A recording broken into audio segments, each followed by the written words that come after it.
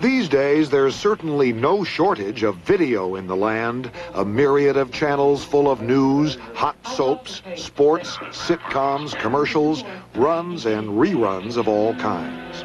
For those who've had enough, switch again, and the television set becomes a fireplace, a warm blaze crackling by video magic in the living room.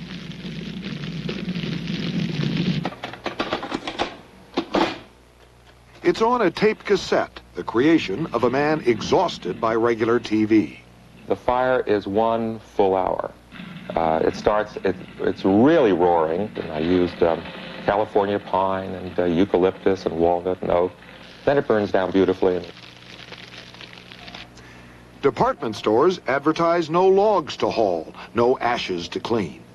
Then there's the video Aquarium, another 1 hour cassette. The fish don't die, and you don't have to feed them. The fish are stress relieving.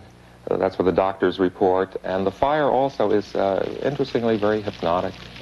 Indeed, like regular TV, predictable enough to put one to sleep. Terry Drinkwater, CBS News, Hollywood.